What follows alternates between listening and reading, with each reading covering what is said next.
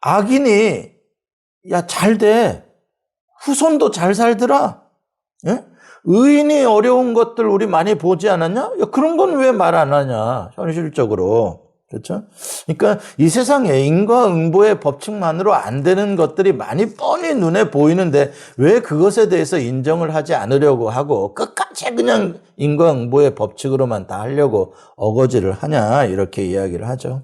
21장에 보면 어떤 사람은 죽을 때까지 골수가 그렇죠. 윤택하고 어떤 네. 이는 죽을 때까지 행복을 맛보지 못하고 이게 여기서 어떤 사람 앞에 거는 뭐 그 악인을 의미하는 것 같기도 하고요. 그럼요. 후자는 의인인데도 불구하고 행복을 맛보지 그렇습니다. 예. 그러니까 그게 인과응보의 법칙으로 현실적으로 안 되는 것들이 엄연히 존재하지 않느냐. 이제 그걸 봐달라는 이야기고요. 22장에 보면 이제 엘리바스가 세 번째로 욥에 대해서 이야기를 하는데 소발이 주장한 욥의 죄목들에 대해서 더 거듭니다. 이제 엘리바스가. 그래서 엘리바스는 보면은요 6절부터 9절까지 22장 욥이 연약한 사람들에게 아예 못할 죄를 범했다라고 막 주장을 해요. 까닭 없이 형제를 볼모로 잡고 헐벗은 자의 의복을 벗기고 목마른 자에게 물을 마시게 하지 않고 줄인 자에게 음식을 주지 않았고 과부를 빈손으로 돌려보내고 고아의 팔을 꺾었고 와 마치 지가 본 것처럼. 아니, 어떻게 이런 근거가 어디서 나오는 거예요? 근거 나왔죠. 근거 있죠. 근거가 뭐냐?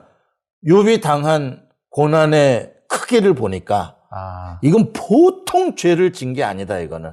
하나님한테 죄값으로 봤을 그렇죠. 때 이제 적어도 이런 죄를 졌으니까 이런 고통을 받은 거겠지라고 추론적으로 자기가 죄목을 말한 거죠. 요 정도 악한 짓을 했으니까 네가 이 정도 벌을 받는 거다.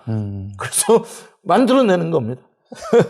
이게 아까 목사님이 이제는 검사 얘기하셨는데 저는 이제 목사님 말씀 들으면서 이게 막 법정에 좀 그려져요. 그래서 왠지 3명 3대 1로 욥은 이제 변호해 줄 사람도 없는 거예요. 국선 변호사도 없고 그냥 혼자 외롭게 싸우고 그렇죠. 있는 그런 모습이고. 뭐 갑자기 안 보던 증인이 막 나타나서 너 네. 가난한 자에게 옷 뺏었어 막 이러는 거예요. 지금. 그렇게 보니까 또 흥미로워지는데요. 참 정말 심각하죠. 예. 그러니까 이제 23장으로 넘어가면서 욥은 완전 진짜 진절머리를 냅니다. 난 너희들하고 진짜 말하고 싶지 않다. 아니 난 진짜 한마디도 더 이상 섞고 싶지 않다 말을 너희들하고는. 그러고서는 1절부터 7절까지 23장에 보면은 나는 하나님께만 말을 하고 싶습니다. 응? 하나님이 나에게 해주는 소리만 듣고 싶습니다. 난 이 친구들한테 뭐라는 소리 듣기 싫어요. 하나님이 좀 말해 주세요. 이렇게 이야기를 합니다.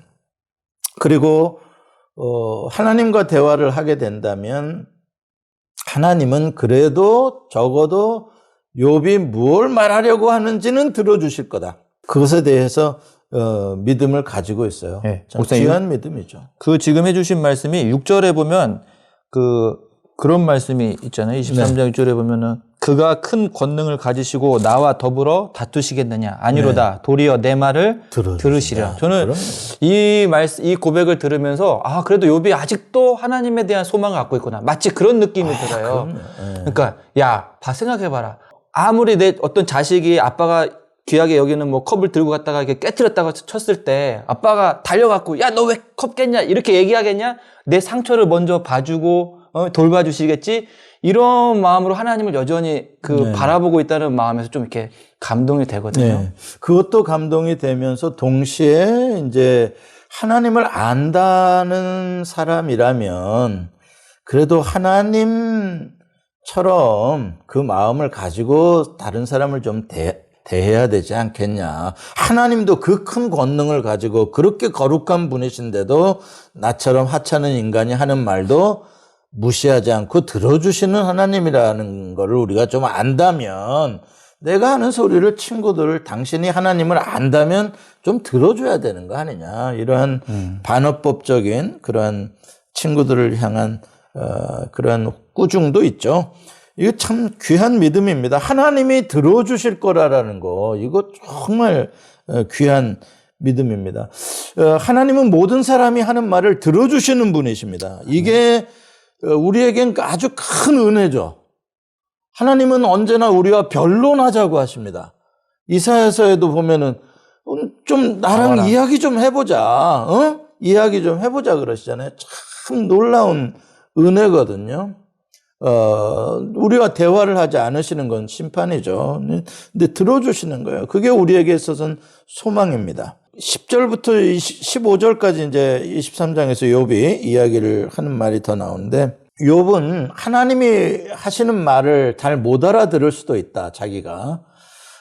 그렇지만 욥이 끝까지 지금 믿고 있는 건 뭐냐면은 하나님은 선하시다. 반드시 하나님은 섭리하셔서 선을 이루실 것이다. 이거를 믿어요. 그러니까 지금 이 욥기에 있어서의 23장에 매우 중요한 주제가 나온 거거든요. 지금 이게 욥의 말의 고백 속에 담겨져 있는 건데 지금 이해 못해요. 아니 무슨 설명을 해도 이해를 못할지도 몰라요. 욥이 그렇게 말을 해요. 그러나 그럼에도 불구하고 나는 하나님이 내 말을 들어주시리라는 거, 내가 의인이라는 걸 알아주시리라는 거, 그리고 이것을 합력해서 선을 만들어 가시는 선하신 하나님이라는 거. 그거는 나는 믿는다. 그러니까 이건 정말 중요한 신앙 고백이 온 거죠, 욥에게. 그러니까 우리 보통 욥기 하면은 23장 10절에 있는 그 말씀이 정말 유명하잖아요. 그러나 내가 가는 길을 그가 아시나니 그가 나를 단련하신 후에 내가 순금같이 되어 나오리라. 여기서 근데 이 그러나가 갖는 의미가 목사님 지금 말씀하셨던 것처럼 큰 의미가 있는 거네요. 그러나. 그럼요. 잘 몰라요. 용광로 같은 시간이에요, 사실. 그런데 하나님께서 그 모든 것을 합력해서 결국 선을 이루어 가시는 그 하나님의 전능하심의 섭리, 선하심을 이루어 가시는 그 크신 섭리에 대한 믿음이죠. 이게 이제 무고한 고난을 지나가는 사람들에게 주는 가장 큰 위로의 신앙이에요. 이것이 있으니까 견뎌내죠. 이 소망이 있으니까요.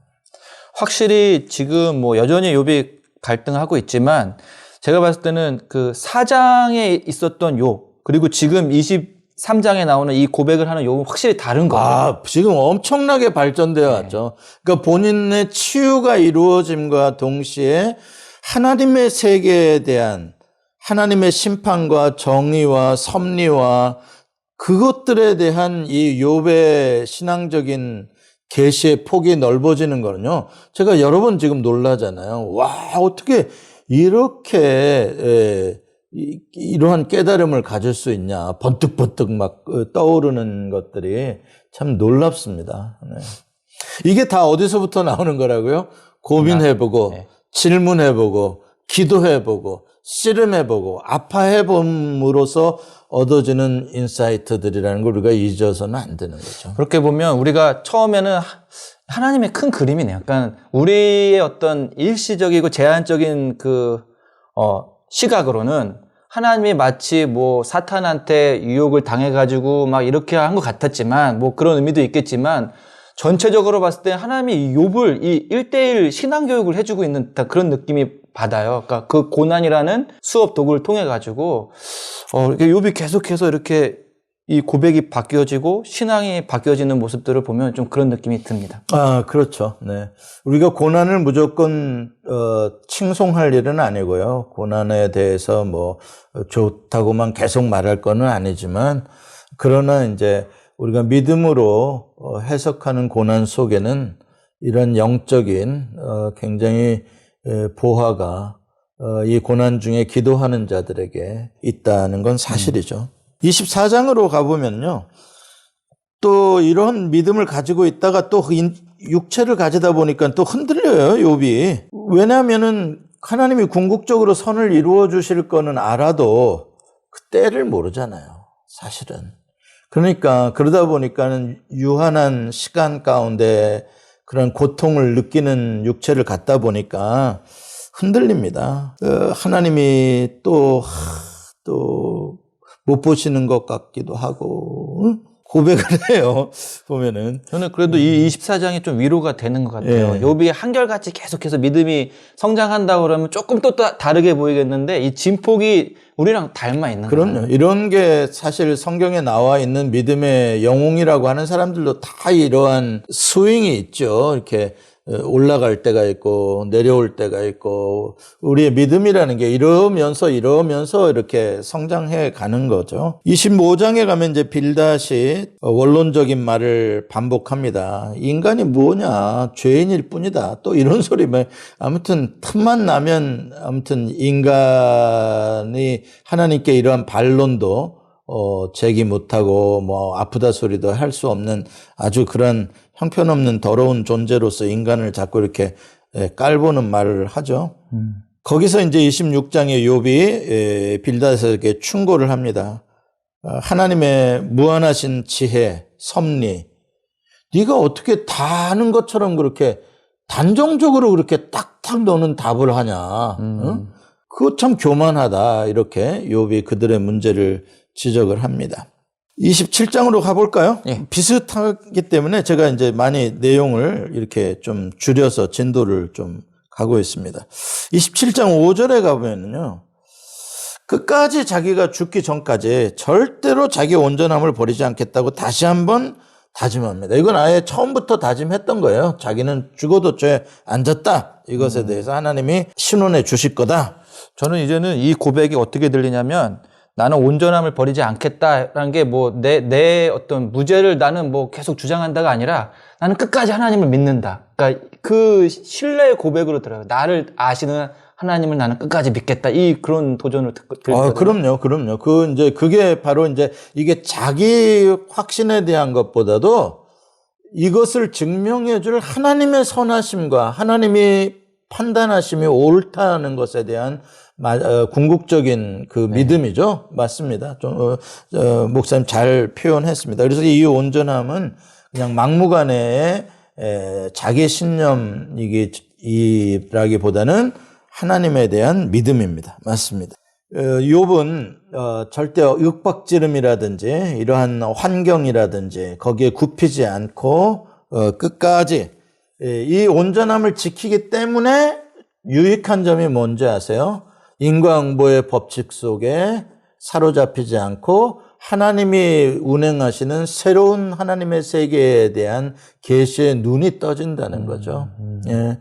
이 온전함을 포기해버리면 인과응보에 그냥 갇히는 거거든요. 근데 이 온전함을 포기하지 않기 때문에 새로운 세계에 대한 답을 얻게 되는 거죠. 아, 목사님 오늘도 또 제가 막 공부를 하면서 또 막 너무 재밌고 그래갖고 막 질문도 많이 하고 말도 많이 하다 보니까 벌써 시간이 또 마무리할 시간이 되었습니다, 목사님. 예, 숨쉬는 성경, 숨쉬는 삶. 비록 이 땅에서는 아니지만 여전히 우리와 함께 하시고 우리의 그 억울함을 다 아시는 그 하나님께 소망을 둔 욥처럼 비록 지금 어떠한 뭐 어려운 가운데 있을지 모르겠지만 그 믿음 가운데 또 끝까지 그 믿음의 길을 포기하지 않고 끝까지 나아갈 수 있는 저와 여러분이 될 수 있으면 좋겠습니다. 아멘입니다. 감사합니다. 감사합니다.